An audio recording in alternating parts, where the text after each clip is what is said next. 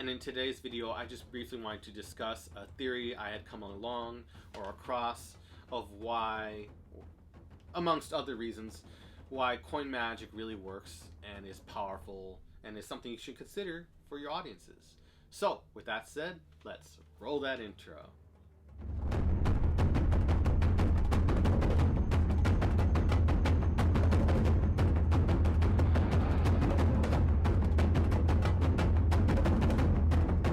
So I kind of laugh how I came across this theory of coin magic and why it actually works out for a spectator, because I would be thinking, wouldn't they see this? Wouldn't they understand that I'm faking or not doing the actual actions or stuff of that nature? Why does it work? Why do these vanishes play out as they do? And then the productions, and just why does it so reactive for a spectator? Because I was trying to understand this, even as I was fooled in the past by coin magic itself, especially by Dean Dill's work. I was like, I want to understand what makes it so powerful, at least makes me reactive amongst other spectators reactive, of why it's so amazing. And I discovered this in Frogtown of LA, which is right outside of Cypress Park, in between Cypress Park and Echo Park, Griffith Park area, and even Chinatown. There's this little area, it's called Frogtown. Was sitting out there just looking out, and just it's so cool to just be by Frogtown, just looking out at the flowing river, and time just feels like it's going still. And then I started playing with the coin, and then it just kind of dawned on me the idea of why it works. Outside of the quick nature of being able to get what the spectators want, a dopamine level effect of magic happening within seconds for the action. The actual reason why, or one of the reasons why coin magic works, is because there's a trail line of thought. I try to describe it as a trail line of thought.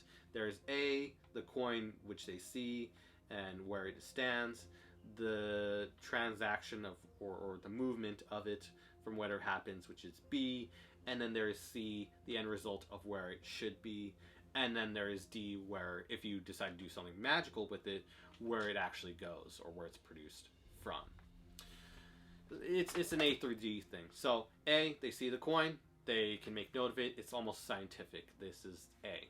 B is a transfer of it to go into here to the hand, and then from here you either vanish it and it goes somewhere, or as they would presume, it would be here, which I haven't done anything to yet. So A, B, C, and then D is where the coin actually is, and is it there, which they can confirm. And I've noticed that for a lot of spectators, they cannot tell where, because the motion happens so fast that unless, and the way you direct spectators and the whole focus might not be there for watching the coin go across, it so happens so fast that spectators cannot follow the coin on B, and it's assumed C and assumed D, the end result being the coin being there, even though it may not be, which is hilarious. So just doing that action, they would assume the coin's there, but then when it goes and I produce it, let's say under my phone or wherever, that is really magical to them. But it's off the idea that they cannot see B because it happens so fast, or we make it so clear and it's just assumed, even though it's not. So whatever vanish you decide to use.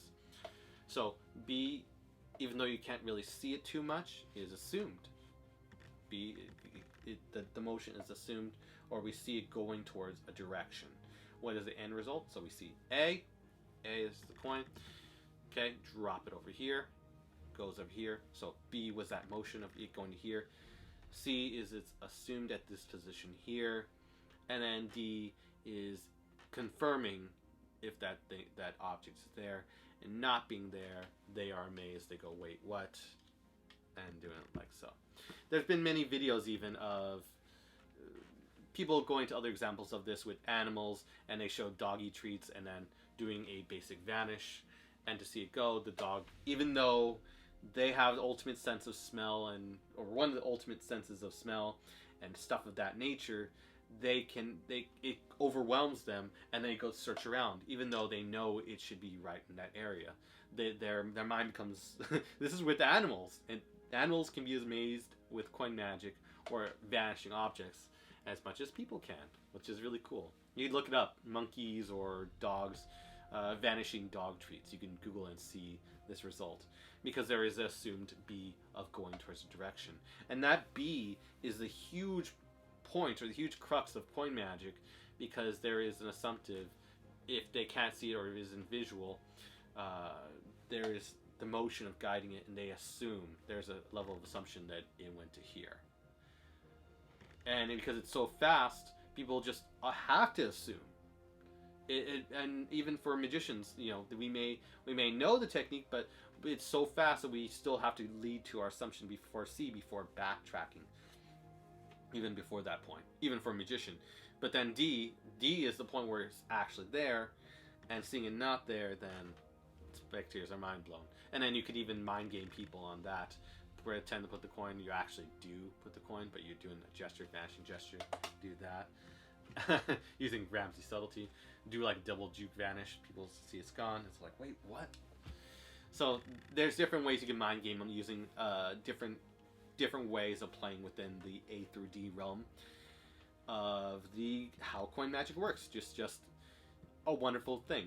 And maybe while it's a theory, I mean, maybe it probably qualifies as just a theory. It's just this B section that's so crucial, and I find it so fascinating to understand why it works. It's just there's an assumption that it really did go into the hand through the action of B or the section of B. C, they confirmed, or they want to confirm it's in there, and in D not being there, it's pretty odd for them. And they go, what, why, how? They want to understand. And because it happens in such a short interval, it's kind of overloading their brain. And I believe Eric Jones told this to me, which is pretty hilarious. He mentioned that good coin magic is like boxing. When you knock someone out, you notice, and this is something I work towards all the time, and I get it regularly, where if you do coin magic perfectly, you notice their eyes start to become jaded and glazed over. And that's when you know you've already won. Keep going, finish your routine, and amaze them to the end. But if you notice, like, they're paying attention, you notice their eyes start getting glazed after doing multiple quick vanishes, and they're just like, what, no way. It's like their body's almost in a state of euphoria with a bit of dopamine in there. It's just trying to react or try to understand.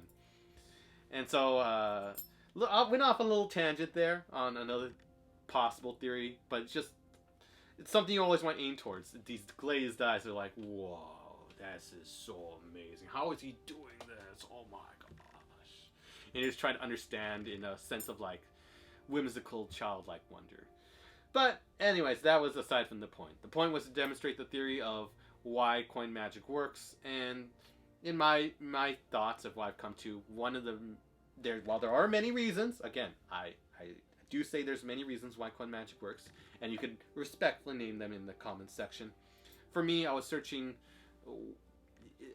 how does it work for spectators that they don't catch on, and I've come down to the conclusion again that it's the short interval time, it's fast, it's happening, it's popping, there's a lot happening, and then again B being there is assumptive notion of where the coin is going up to the last second.